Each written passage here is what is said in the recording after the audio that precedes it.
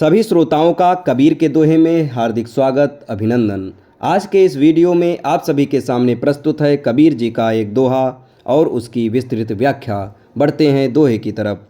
गुरुमूरति गति चंद्रमा, सेवक नैन चकोर, आठ पहर निरखत रहे, आठ पहर निरखत रहें गुरुमूरति की ओर।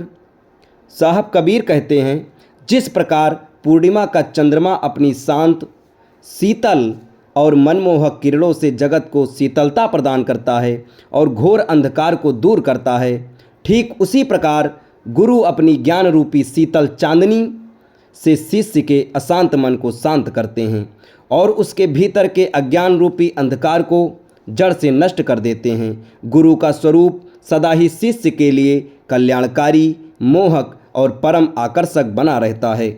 यहाँ शिष्य को सेवक कहा गया है, जो गुरु के प्रति पूर्ण समर्पण, विनम्रता और सेवा भाव का द्योतक है।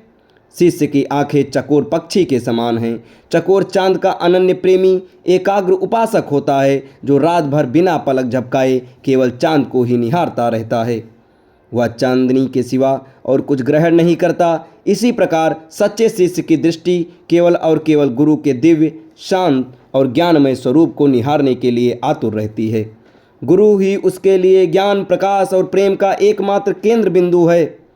8 पहर अर्थात 24 घंटे दिन रात का तात्पर्य है कि शिष्य की दृष्टि कभी विचलित नहीं होती, उसका ध्यान कभी भंग नहीं होता। ये अखंड ध्यान ही सच्चे शिष्य की पहचान है।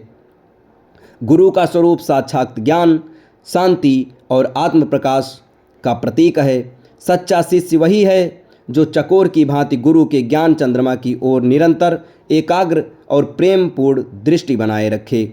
ये अखंड दृष्टि केवल आँखों से देखना नहीं, बल्कि मन की एकाग्रता है। ये गुरु तत्व में स्वयं को विलय करने की साधना है। बिना विचलित हुए, बिना पलक झपकाए गुरु के स्वरूप पर टिका हुआ ये ध्यान ही शिष्य को अज्ञान से मुक्त कर आत्म साक्षात्कार की ओर ले जाता है। गुरु केवल उपदेश नहीं देते, वह स्वयं प्रकाश का स्रोत हैं और शिष्य का निरंतर निहारना ही उस प्रकाश को ग्रहण करने का एकमात्र मार्ग है। ये दोहा आपको कैसा लगा कमेंट बॉक्स में ज़रूर बताएं और हमारे इस चैनल के साथ जुड़े रहें। धन्यवाद।